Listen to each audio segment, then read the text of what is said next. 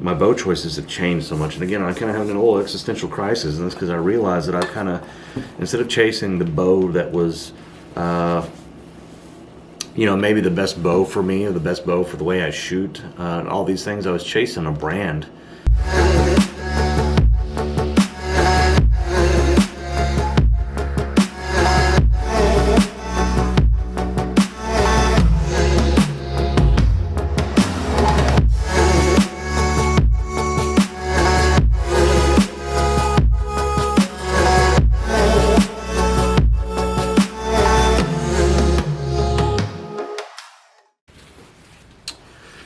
What's going on, Predators? It's Travis here. So I just wanted to talk to you a little bit, just have a conversation personally about a bit of a existential archery crisis I'm having. So long story short, I've been waiting for, feels like months here, for these new bows to come out, and a lot of companies have already release their new bows. I've been planning on this year, January here, starting out, getting a new bow. That way I can have it in time and everything and be prepared for March, whenever Total Archery Challenge comes to San Antonio, and I do partake in Total Archery Challenge there with my new bow.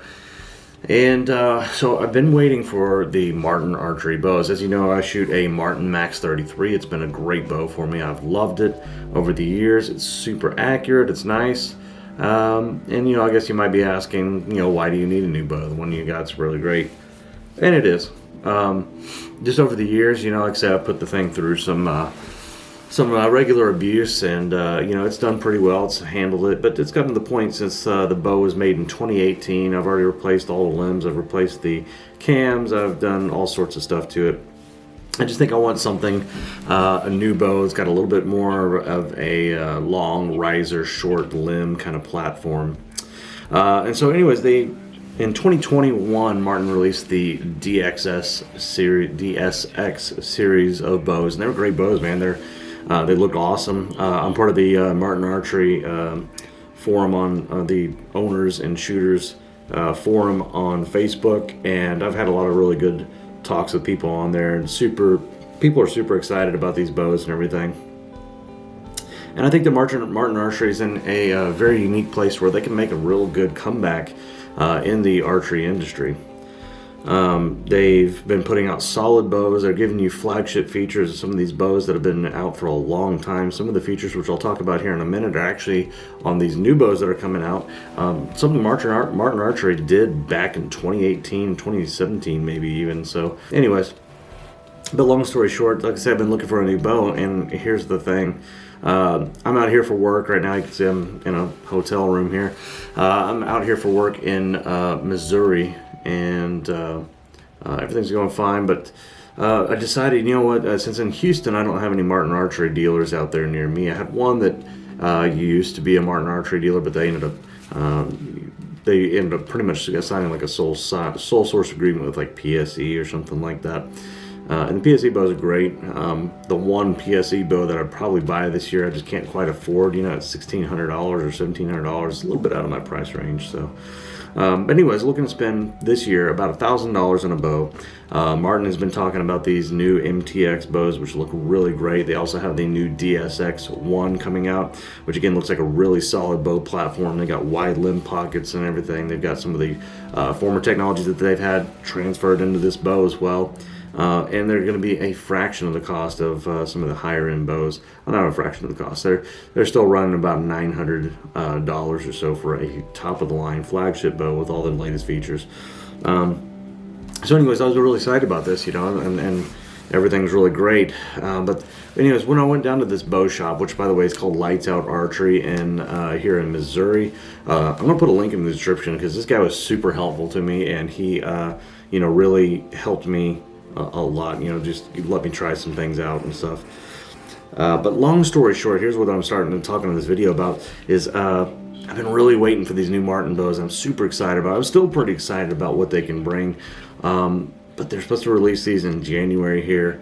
2022 in January, I get it. Yeah, okay. Some of them have already released them way back in September and stuff like that, November. So the bows have been out for a little while. Okay. But here's the problem I have. While I was there, the gentleman, Garrett, Thanks for everything you do, Garrett. Great guy. He let me hold a prime inline bow, and as soon as I put my hand on that grip, oh, this was different, man. It was really shocking. So the prime inline grip, if you don't know, it's got a I think it's a carbon outside on the, so it's got the aluminum riser, then it's got the inside there, it's got aerogel inside the grip, and then on top of that it has the, or some kind of like aerogel like material, but then it has a carbon grip on top of that. And that thing, once I slid my hand into it, it just felt like kind of like whenever Arthur put his hand on the sword and the stone and, you know, was able to draw it. That's what it felt like for me. Well, then it was really awesome. I was like, that grip feels good, the balance was right, I could hold it out, and it was just rock steady in my hand. And this was the Inline 1. This was the 31 inch axle to axle bow. Later today I went to another shop that's a little bit closer to where I'm at right now, and I held the Inline 3, and man, it was even better. So anyways, long story short, here's what I'm dealing with. That bow felt amazing in the hands, right? And now I'm kind of reconsidering everything. So today I went and I shot all the bows, right? Well, I've shot all the ones that I haven't held in my hand. So for me personally, the grip on the bow is one of the most important parts. So the draw is important to me, but I'm a pretty strong guy. I can really kind of, like, if it's a little bit of an aggressive draw, I can muscle my way through it. I don't care about that. I don't want a super high let off, like no 90%. I want to be holding some weight. I want an 80-pound bow. That's a big thing, or at least, you know, with the new Martins, I heard they're coming out with a 75-pound bow. I can do that too. That's great. But you know, whenever I held that Inline 1, or even especially the Inline 3 today, wow, that changed everything for me. And it's interesting because that bow, you know, Prime kind of went away from their double cam system where you have two cams on there, because it was a heavy bow. It did all these things. It had a lot of vibration and everything. So with this new Inline series bow, just from holding it, I've taken about 10 shots, 12 shots out of it. It's fast. It's very balanced. Doesn't feel very heavy at all.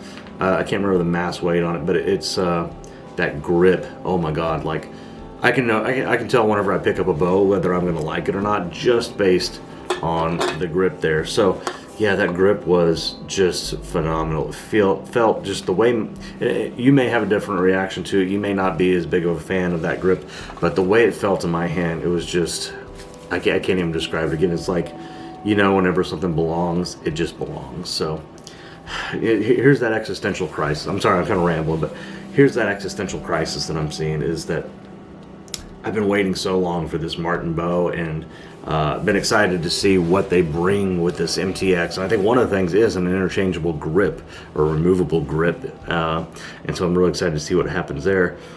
But here's the thing too, is again, I want to make sure that I have this bow shot, and I want to have it tuned and everything for Total Archery Challenge here coming 2022. And I was talking to this guy, and he is a Martin dealer. He is one of the largest dealers, or he's the largest Martin dealer in the entire state of Missouri. And he told me, he's like, look, he's like, honestly, he goes, if you buy that bow, as amazing as it'll probably be, there's no way you'll have that before April. I mean, it's possible, but that's kind of a shot in the dark, and that just really dashed my hopes. But by holding that Inline bow, I'm really sold on it. So, long story short, before you start putting in the comments, try this bow, try this bow, try this bow, try this bow. Here's where I'm standing with all the different bows, but I want you to help me choose the bow. So tell me in the descriptions what I should try. I'll tell you if what I've tried so far, and if you have in the comments what you think I should try or something like that. But I'll tell you what I did today. So I went to another archery shop. Guys were really nice. Thankfully, I didn't want to have them set up a bunch of bows for me and shoot a bunch of different bows, and then me feel bad because I know I'm not going to make a purchase there. But this place already had the bows set up with a D-loop and just a cheap little whisker biscuit on it, so I could go shoot every bow that I wanted to. So here's what I shot today. So today I shot the Bowtech Solution, the Solution SS. I know I think these are last year's bows. I shot the Guardian. The Guardian was a really good bow too. With all the bow techs though, they shot pretty well. They kind of had a hump and dump kind of thing where it was like, and then like had a real dramatic drop off when I went from the valley to that back wall. I felt like the back wall was a little bit spongy too. Like I like a rock solid back wall where I feel like I'm locked in and I'm not going anywhere. I don't want to feel any give, because for me personally, I feel like that give or that kind of looseness in the back wall there kind of it leads to inconsistency, at least for me. That's just me. So anyways, I got that, and I just wasn't a huge fan of the Bowtechs. They were good. The grip was okay. The Guardian grip was a little better than the Solution and the Solution SS, but anyways, those were the bows that they had there. I don't think they had any of the brand new Bowtechs there, but I asked him. He said the grip is somewhat similar. You can correct me if I'm wrong.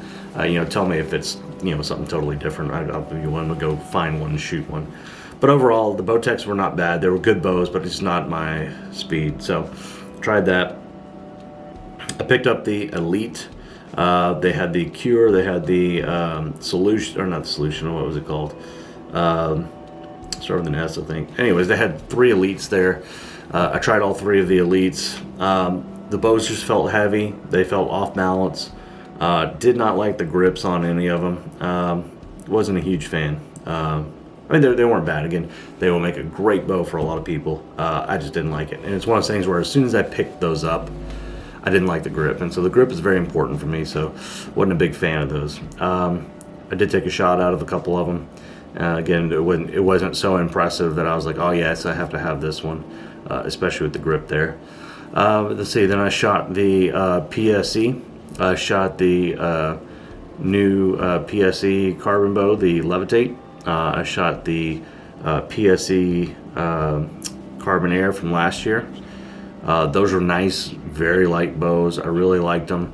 Pretty aggressive on the draw. There's a little bit of a hump and dump there where it's like, you kind of work your way up, it gets a little bit harder, and then it dumps off. I like something a little bit smoother. But again, I can deal with the hump and dump if I need to, if I like everything else about the bow. Not a big deal.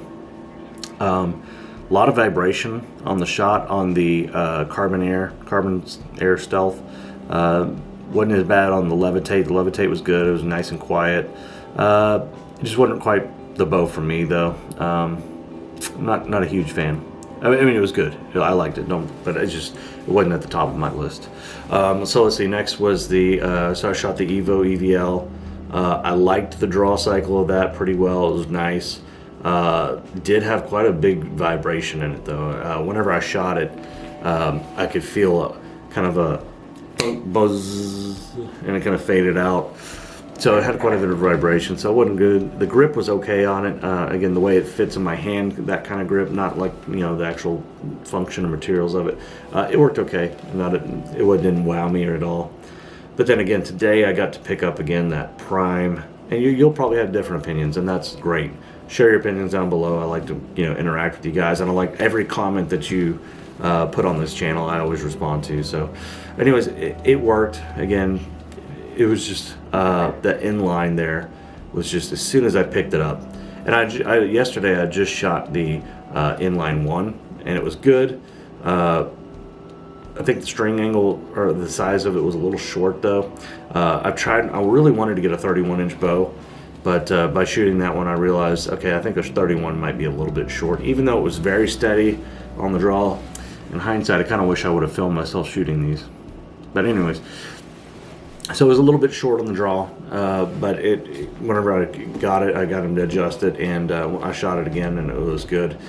But then I shot the Inline 3, which is actually a little bit faster. It's like 332 versus 338 on the Inline 3, which is really good. The Inline 3 felt great. Again, it was even better. It felt a little more balanced. So even without stabilizers and everything on there, I pulled that back and I held it. Rock solid back wall on there. And then shot the Inline 5 as well. The Inline 5 felt great too. I couldn't really feel a whole lot of difference between the Inline 3 and the Inline 5. I know the Inline 5 is a little bit faster, but it's just kind of a big bow. There's, it's about 2 inches difference there, but it's almost on the borderline of being able to be used as a target bow. So now my bow choices have changed so much. And again, I kind of have an old existential crisis, and that's because I realized that I kind of, instead of chasing the bow that was, you know, maybe the best bow for me or the best bow for the way I shoot, and all these things, I was chasing a brand. And, you know, even as faithful as I've been to Martin Archery, and, you know, as much as I've tried to help them over the years, I just, I can't deny the fact that that Prime bow felt great. I think the Prime service is second to none. You know, I mean, you can't really compete with that. I mean, in the sense of, I was talking to the owner with a lot of the other bow companies, all the other bow companies, pretty much. His shop, he didn't have those bows in there until after the release date was there. You know, with Martin, he ordered a few bows and they didn't get there for 8 months. Finally canceled their orders on those left-handed bows, right? Martin's a smaller manufacturer. I guess it's harder to make those left-hand bows. But either way, he was kind of left out in the cold there. And, you know, and it's like, I don't want to be left out in the cold. And I think, I'm not using this video to talk bad about Martin Archery, because I love their gear. They make amazing bows. They can do it for an outstanding price. And I think Scott Romero has been a pioneer in the archery industry as far as, you know, designing and engineering these bows and making them something that anybody has access to. So for instance, these Prime inline bows, the inline technology, it sounds like a brand new invention. They're like, oh yeah, inline technology is something we decided, and this works better than the dual cam thing we had before because this, right? Well, being a Martin Archery owner, my Max 33 from 2018, I'll put a link up into the video somewhere in here, but in that video you can see I'm talking about their Helix cam technology. The Martin Archery Helix cam technology from about 2017, 2018, and somebody might have even done this before that, but it has that, what they call the helical groove that goes through the cam there to help offset the cam lean and stuff like that. This is back in 2018, right? Now, can I say that Prime did it better? I think they did, but they had several years to get to it and to make it better. But anyways, overall, yeah, it's wow. After I shot that bow, everything changed to me. And again, I kind of had a mental existential crisis because I was like, dude, I've been waiting for these Martin bows for so long. And anyways, I'm kind of rambling, guys, but you know, I want to see if if you've had the same situation occur with you, if you've gotten to the point where you've been kind of like stuck on a brand and just can't do without that brand or whatever. You know, what was it for you? Did something change your mind? Have you recently changed brands? You know, I've got a lot to I've got a lot to think about here. Really a good fan of that Inline 3 and Inline 5. So if you like one of them better than the other, or you think I should go with one or the other, just let me know in the comments below. I'm really leaning towards that Inline 5 at 80 pounds or something. Maybe the Inline 3. Inline 3 might be a little easier to pack around, but I don't know. I'm open to suggestions, guys. So let me know what you think. Put it down in the comments below. I will respond. I promise I will respond to every comment in this video, even if it's a link trying to get me to spam to some, corn site or something like that.